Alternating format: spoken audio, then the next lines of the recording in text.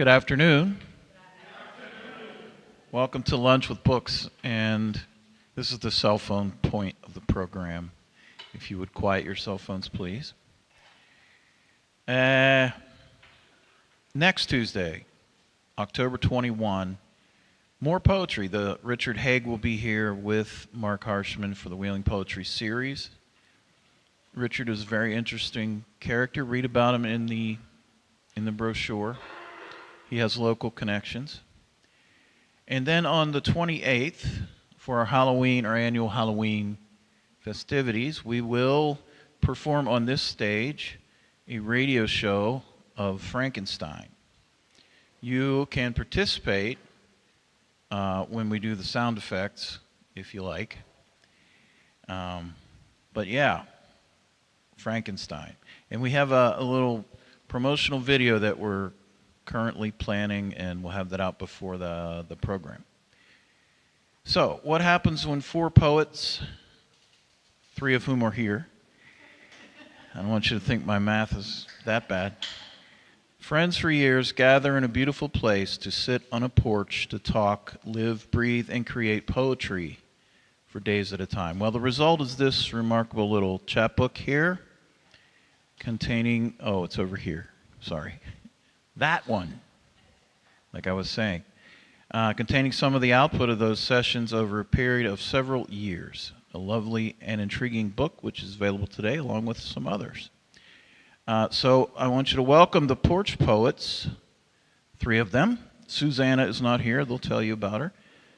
Cheryl is here. Two Cheryls. Sherelle and Cheryl. And Kirk. Here they are, the Porch Poets.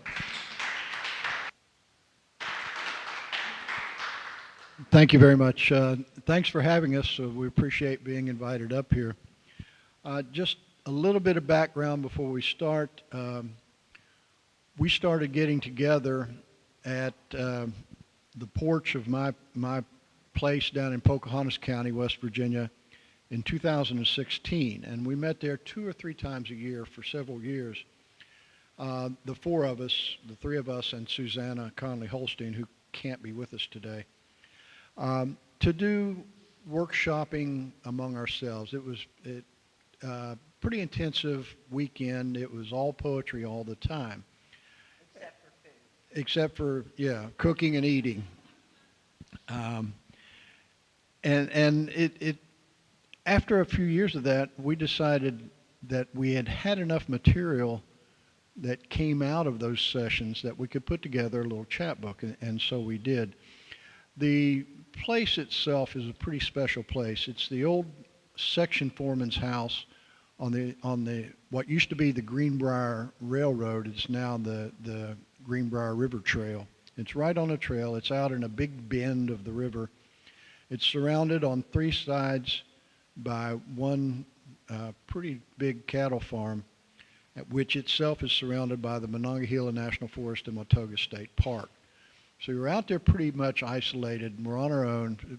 You're out in the middle of nature. There's a lot of really neat things, neat sounds. It's very quiet, and there are birds and animals, and it's just very conducive to creating poetry, especially the type of poetry that we all write. We dedicated this volume of poetry to Dr. Barbara Smith, who was a longtime professor at Alderson Broaddus College in Philippi, West Virginia. She was a mentor and a good friend to all of us, and we felt it was only appropriate to dedicate this to her. One thing I want to say about the book before we get started is that we put the poems together. We were going to put just 20 poems. We thought that would be a nice little collection. And so we each contributed 6 poems with the understanding that we'd throw one of them out. But we got them and we decided we couldn't throw any of them out, so we put them all in the collection. And when we put it together, we decided on the order of the poems and the flow of it, but we didn't attribute uh, the poems in the text to any individual poet. It just flows by itself. And then at the end, we have the big reveal, which, yeah, Cheryl wrote this one, Kirk wrote this one. But as you're going through reading, you don't know who wrote what. And it really kind of makes it pretty cool that all the voices kind of blend, and it makes it, they're all distinct, but they all have this thread through them. It's a pretty cool way to do it, we thought. So we dedicated this. There's an epigraph at the beginning that comes from one of the poems that Barbara Smith wrote, and we're going to do that. And the way we do this reading is that we just each have a voice. There's no explanation or introduction of any of the individual poems. It kind of flows like the book does. So the start of it is comes from a line from a book in that Barbara put together, a collection of poetry that she titled "Improved Definitions," where she took words and the Merriam-Webster definition of those words, but then she wrote improved definitions of the words. So I'm going to start with the dictionary definition of the word, and then we'll read Barbara's definition of that word. Ecology, the branch of biology dealing with the relations and interactions between organisms and their environment, including other organisms. Barbara's definition. The sound of the breeze. The smell of horned owls. The smile of blackberries. The sweetness of rocks. The pull of the ocean. The voice of God. Audience blessing. Blessings to each of you. May you find something familiar in the words we share. May you find kindness. May you find solace. May you remember one moment you had forgotten. May you find a gentle way to listen to the morning gossip of crows. Things you can only see if you're not looking. A lark's condensed breath as it sings a too cool morning into day. The star next to the star you think is Alnilam, sparkling in the hunter's belt low in the November sky. Your lover's hand reaching just before it touches your shoulder. Ghost cats. The infinite grace of the first raindrop. Green knowing it will be yellow in February for Scythia. Owls at night. Mars winking, Jupiter too, and Saturn, Venus with both eyes. The corpse's smile just before you pass. The tear you never cried. The last pin oak leaf as it falls, the sound wave it makes. Squirrels in a beech grove, the bend in the tail of that comet. The animal no one has ever seen. Sleep, the first purple red bud, the rise of trout downstream from your cast, cedar waxwings eating the last cherries, the color of the devil's eye, your mother's last breath.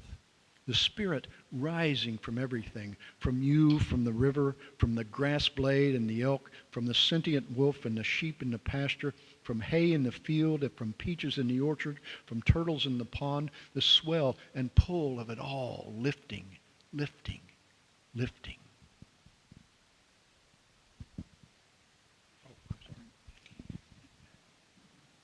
Heritage.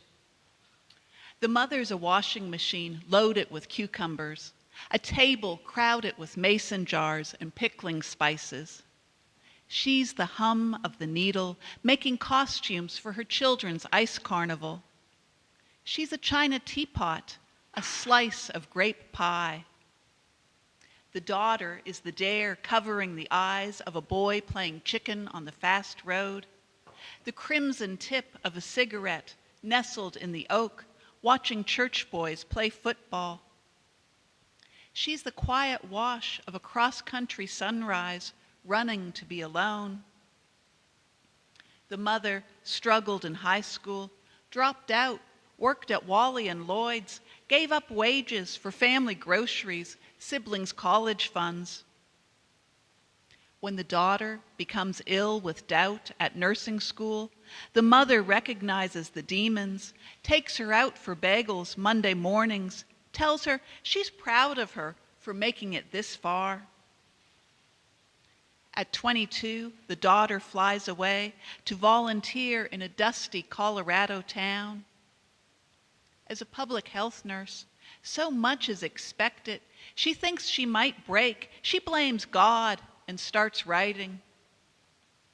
The mother, who'd been to the hospital when her own mind jammed up, knows what to slip off and when.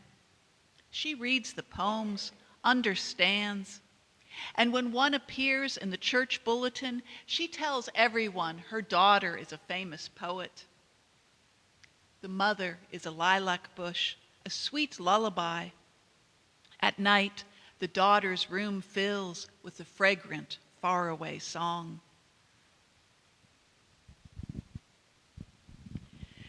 Last night, the mockingbird, and now black-capped chickadee, crow, brown thrasher, all those glorious birds of dawn. Here is rabbit, gray squirrel. Towhee demands, drink your tea as steam rises from blue mugs. Across green meadow on a hollow tree, a red-bellied woodpecker rat-a-tats his territorial drumming. Along the Greenbrier River, wood ducks fly upstream, Canada geese down. What more can we say about this morning that has not already been said by the riotous fence-lined forsythia as it shouts yellow hallelujahs into the blossom of light? The day before, morning is warm bed and cold floor, bacon.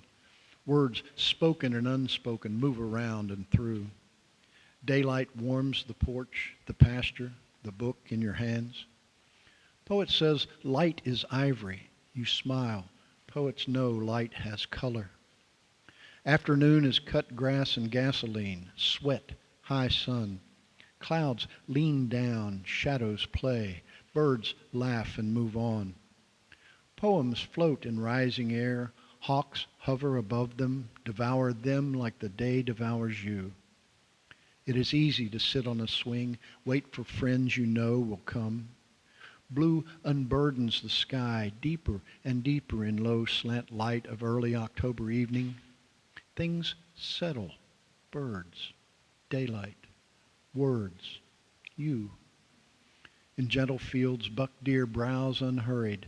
Poems fall down, lead you past the ridge toward planets rising, moon following across unrhymed clouds. The book, still open, trembles. Night wanders in, sits on the swing beside you, sighs.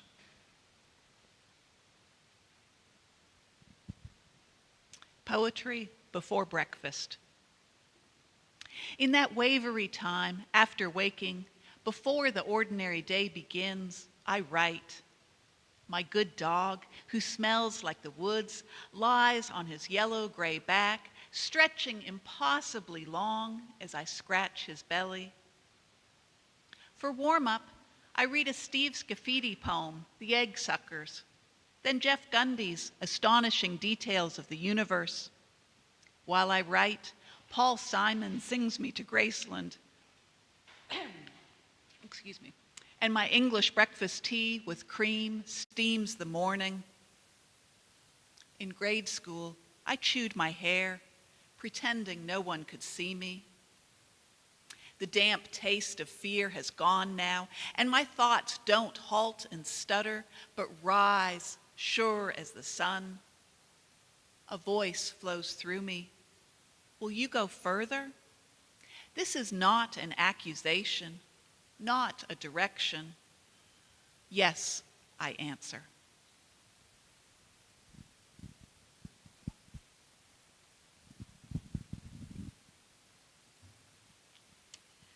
What we had. We lived up Steel Hollow, where fences were only barriers for cattle, no real ours or theirs. red linoleum countertops, green used carpet from the funeral home, wall to wall in each small bedroom. Free gas, space heaters, a spring by the driveway, later a drilled well, still later running water. 2 working parents, butter and sugar sandwiches the last week of the month. Free-ranging summers minus morning and garden chores. Dad puttering on Sundays, making magic from bushel baskets of parts, oily rags, crescent wrenches. Not yet knowing there would come books spilling with words, nouns we'd string on invisible wire, wear as necklaces, dangle from her hair. Verbs filling acres and acres, crossing county lines, state lines, floating up and down rivers, winging across oceans and icebergs, lifting into unimaginable galaxies. Words to carry us far, yet always tethered to the umbilical cord of 7.3 acres of dirt-scraped earth, lung-deep scent of cows, a pile of stained white work rags. Composition of the gravel in the road, of the smooth rocks in the stream, of the lichen on the banks, of the squirrel's nest in the tree, of the moonshine in the jar, of the sunshine on the hill, of the fox track in the sand, of the sawdust in the mill, of the coal inside the fire, of the water in the spring, of the stars above the sky, of the blackbird's bloodied wing, of the warmth inside my bed, of the touch of your cool hand, of the iron under the bridge, of the losing of this land, of the trout in Laurel Run, of the yellow flowers' hue, of the grass under my feet, of the years I've had with you, of the apple-blossomed air, of the baby in my arms, of the berries on the vine, of the telling of the yarn, of the roads that ever go, of the eagle's lofty flight, of the travels yet to come, of the day and of the night, of the music of the earth, of the music of the wind, of the time that stays forever, of the end when it begins.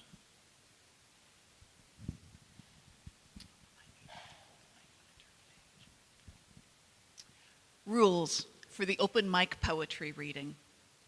For the poet. Don't explain the whole poem before you begin. Don't mumble or slouch or pick the scab at your elbow. Don't apologize. Don't fret like a preschooler searching for mom. If you think you're Frost or Dickinson, then go ahead, read the first draft you wrote this morning. Tepid clapping is not permission for you to read another half hour. No sermons, no unrequited loves, no more than 2 unrequited loves. And please, no perineum or vagina poems. No fake British accent. Your poem is not so significant you need to crescendo every line, nor so deep as to warrant a sloth's pace.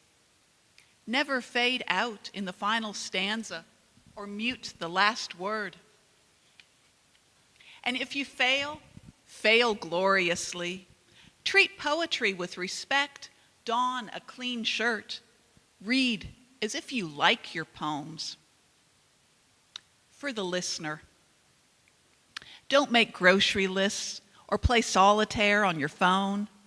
Focus on the reader, not your dirty nails.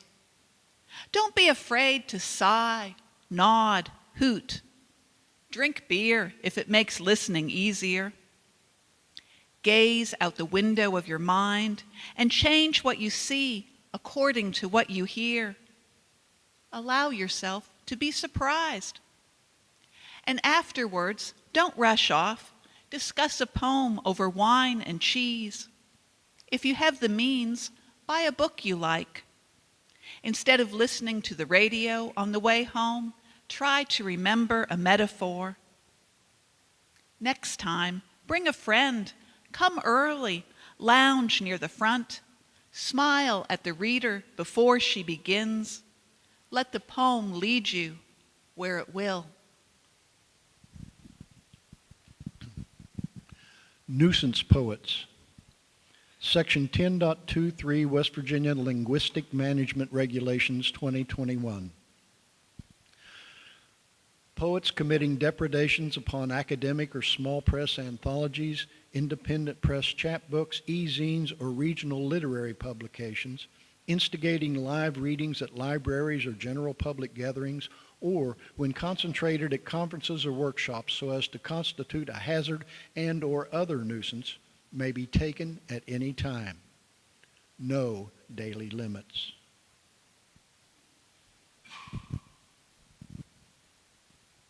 What sustains me? The long line of horse and buggies that clip-clop to church Sunday mornings sound like tree frogs on the hillside. Red tails riding thermals while four poets on the porch prune their metaphors. Mom's bear hug and laughter when I was a girl, when I asked why Grandpa, normally happy, yelled when he preached, madly shaking his fist. The bright pom-poms tying the black shawls of old order women, that one autumn when they were allowed a dollop of color, lime green, Macintosh red, orange, fuchsia. An old dog asleep in a sunbeam. The Indian tribe that says all creation stories are true. The bearded man who says many creation stories start with revenge, battles, and poison, but ours starts with a word, a breath. The Egyptian prophet who buys a lamb to remember Abraham's willingness to sacrifice his son. He chooses our best, binds the lamb's legs with electrical tape, and gently heaves him into the trunk of his BMW. Early morning fog rolling off the pond. My husband, who turns the sanctuary into a wood shop. For Sunday worship, we build houses for barred owls. My 105-year-old grandma in her apartment singing hymns. Fermata. There is one pause, a spontaneous moment when evening lays itself down. Wind holds its breath. Birds settle, silence their songs. Animals freeze, long out-breath of grasses. Then I blue inhale. Tenderness of evening slips in on cooler air. Night approaches. Hermit thrush rushes into song. Doe and fawn rise in meadow. Snakes slide home. Dusk pulls near. Patient on the porch, I wait alone for that succinct moment. My body relaxes. My skin marries air. So that's a sampling of what's in the first Porch Poems collection. That is a picture of the porch, by the way. That's where it happened. We are now working on volume 2, and so we're going to read some pieces, some individual pieces that we think are going to be in that part. Sherelle's going to start us off.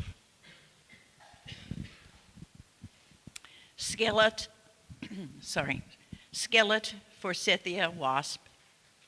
Blessed, chirp the mockingbird, is when the poet on the porch tries to guess which song I'm singing.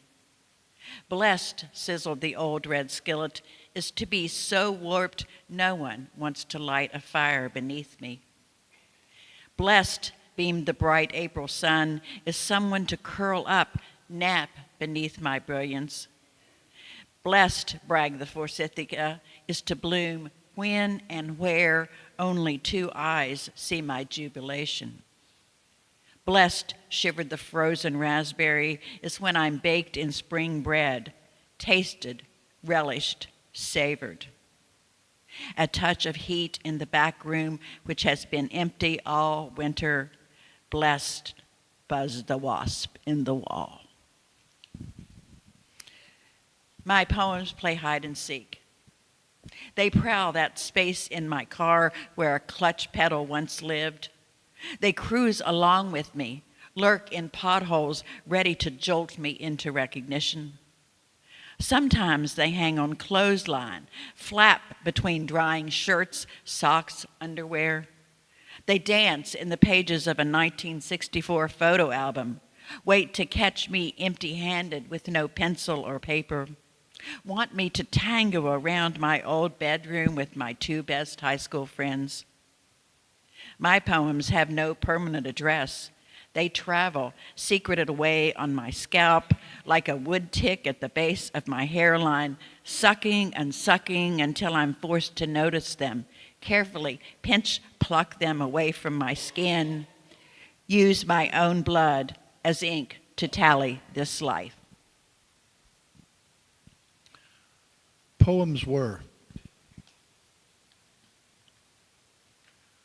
Poems were under the steps and at the end of the porch beside the dead spot in the grass where all the beer drinkers pee.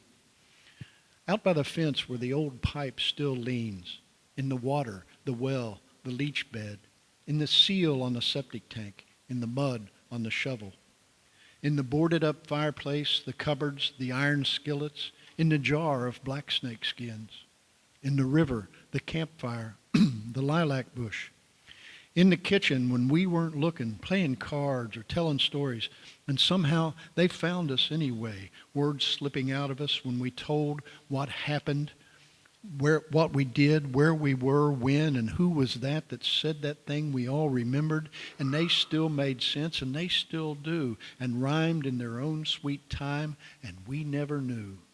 We never knew. For William.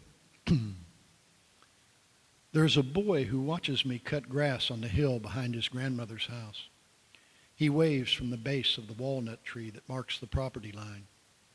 Each circuit I make with the tractor, as soon as I turn back in his direction, he raises his 4-year-old arms high above his head and waves frantically as if I might not see. Each time I wait until I get closer, act surprised, smile, and wave back to his delight. He does this until his grandmother calls him in, waits till I come back once more to wave goodbye. This happens every time I mow. I know I will always be large in his small world. He will tell his children and grandchildren about the old man in overalls who mowed the hill behind the home place.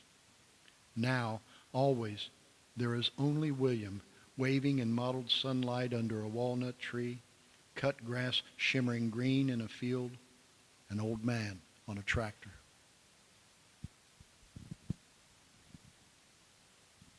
Doubts. I want poetry to be my real job, to write for hours every day, then take my poem for a walk in the woods, rehearse her lines to the shaggy oak, listen to the pine's quiet advice, then come home, eat cheese and sprouts on wheat, then edit. Instead, 45 minutes is all I allow before taming my hair for work, for a job with health insurance, a new hip impossible to save for. But it goes on and on.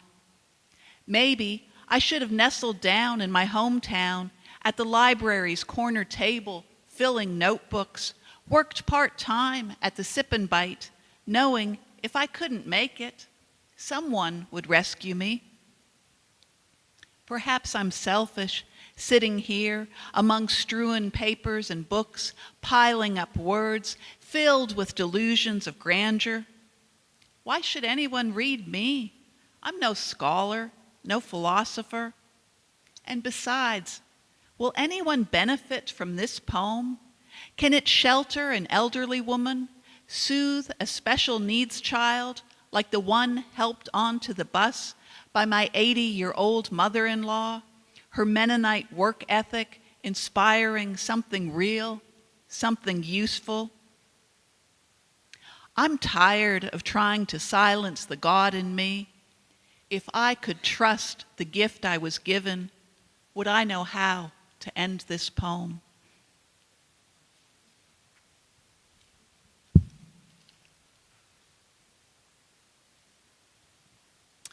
the leaving. Can you still smell the yellow wildflowers, hear the bees in new blossomed rapture? Is that you in the rustle of the leaves, Berkey knowing, pointing, frozen, one paw raised, snout lifted? Dad, I know I told you a body is just a body when you were embarrassed of its failings, but I wish you were here now in that body. I thought I felt your presence at our campsite in the woods atop the hill, beneath dappled sunlight, where my husband had the fire ready and the folding chairs set out, where we roasted hot dogs and ate homemade brownies with walnuts the last time you were here. I wish I knew for sure it was you. I don't want to keep you if you're needed somewhere else, perhaps at my sister's or at Mom's, where she lives alone up north.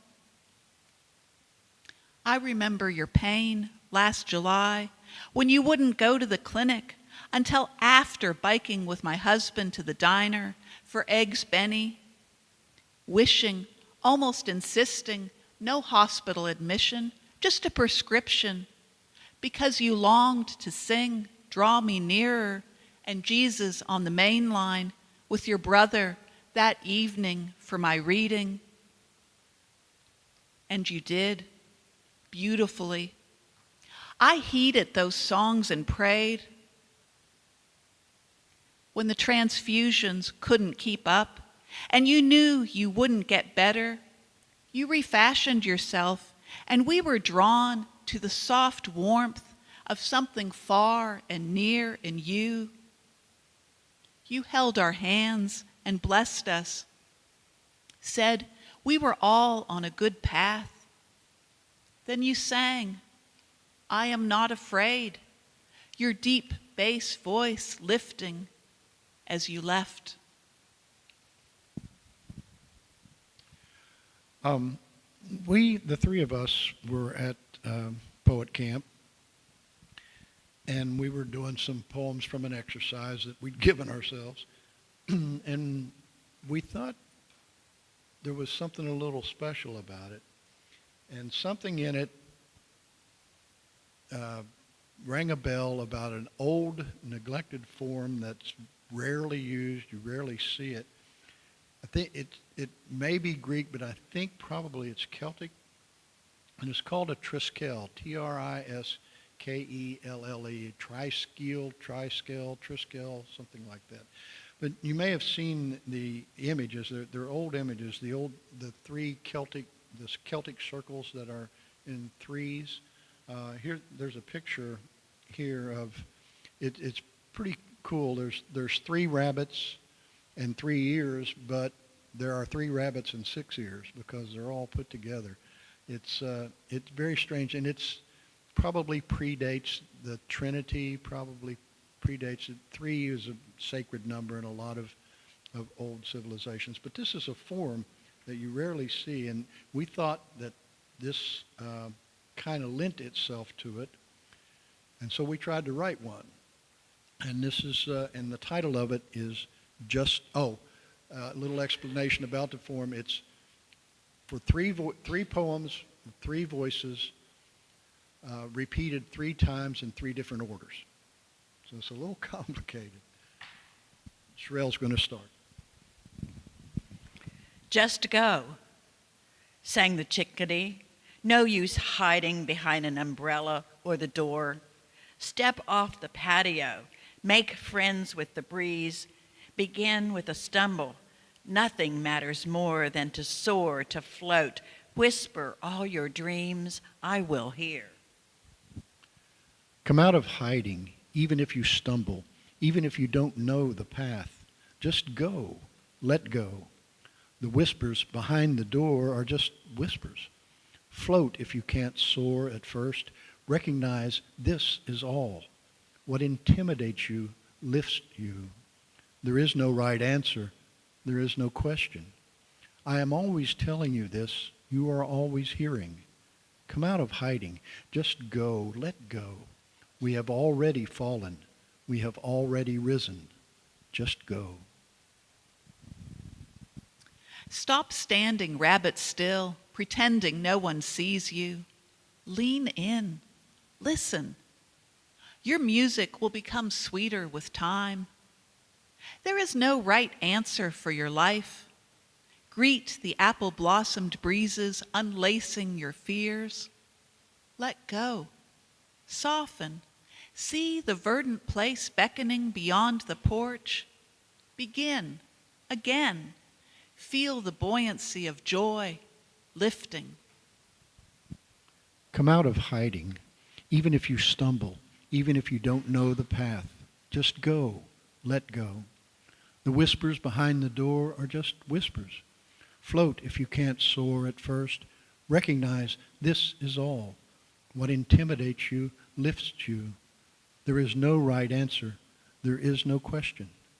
I am always telling you this. You are always hearing. Come out of hiding. Just go. Let go. We have already fallen. We have already risen. Just go. Stop standing rabbit still, pretending no one sees you. Lean in. Listen. Your music will become sweeter with time. There is no right answer for your life. Greet the apple-blossomed breezes unlacing your fear. Let go. Soften. See the verdant place beckoning beyond the porch. Begin. Again. Feel the buoyancy of joy lifting. Just go, sang the chickadee. No use hiding behind the umbrella or the door. Step off the patio. Make friends with the breeze. Begin with a stumble. Nothing matters more than to soar or float. Whisper all your dreams, I will hear. Stop standing rabbit still, pretending no one sees you. Lean in. Listen. Your music will become sweeter with time. There is no right answer for your life. Greet the apple-blossomed breezes unlacing your fear. Let go. Soften. See the verdant place beckoning beyond the porch. Begin. Again. Feel the buoyancy of joy lifting. Just go, sang the chickadee. No use hiding behind an umbrella or the door. Step off the patio. Make friends with the breeze. Begin with a stumble. Nothing matters more than to soar, to float. Whisper all your dreams, I will hear. Come out of hiding, even if you stumble, even if you don't know the path. Just go. Let go. The whispers behind the door are just whispers. Float if you can't soar at first. Recognize this is all. What intimidates you lifts you. There is no right answer. There is no question. I am always telling you this. You are always listening. Come out of hiding. Just go. Let go. We have already fallen. We have already risen. Just go. Thank you.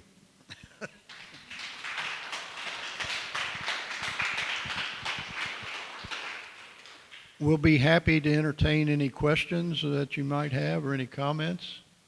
I have a mic. If you have a question, raise your hand and I'll come to you. Anyone?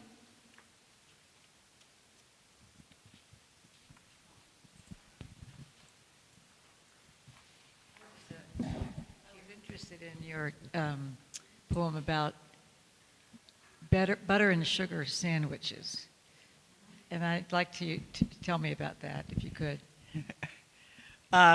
It was a recollection from youth. Some of the images are true, some are stretched, but at the end of the month, I grew up with two working parents, and at the end of the month, we took bread sandwiches with butter and sugar on them. That was our lunch for school. So that part was true.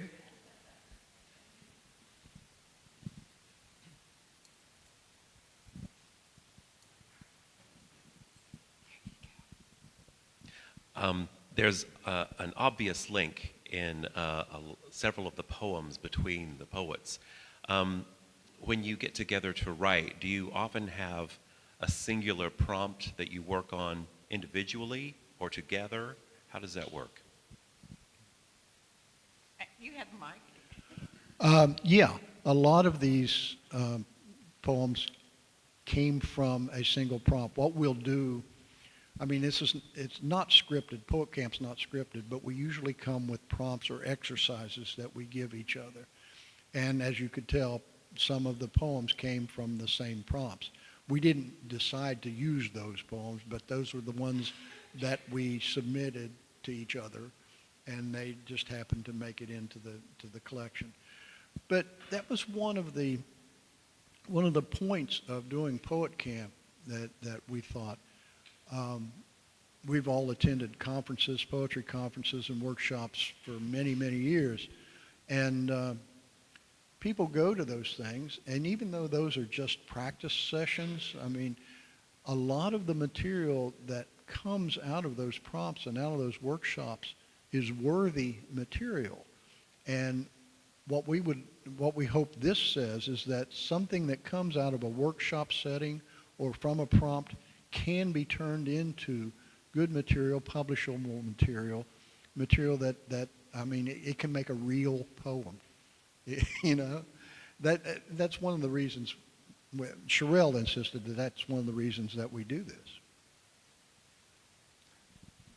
I do want to say not all the prompts work for all of us at the same time. So you don't feel you have to make something out of every prompt, but if it works, take it home and work on it. Any other questions for our poets? Oh, hi. Do you meet every year? Yeah, a couple of times a year. We usually do one in the spring and one in the fall. Is there another question over here? I just wanted to tell you, I liked all the poems, but the one that particularly enjoyed because of the image of it was your poem about the riding mower and the child that waved like that every time you went by, and at the end, you know, just time passing. But that was a wonderful image. I want to thank you for that poem. I like that.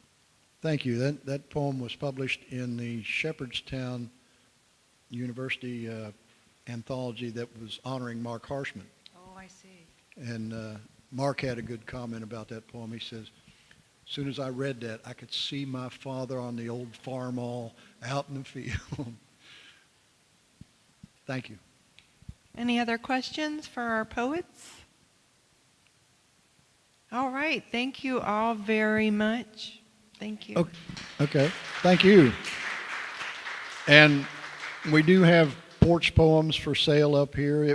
This was published by a friend of ours who runs her publishing house out of Eastern Kentucky called Sheila Nagig Press, and they're available. Cheryl has her collection, Fences, and I have A marvelous collection. and I have my last collection, My People Was Music, and they're for sale. Aspiring collection. And if you're so interested, and we'd be happy to talk to you or answer any questions or thank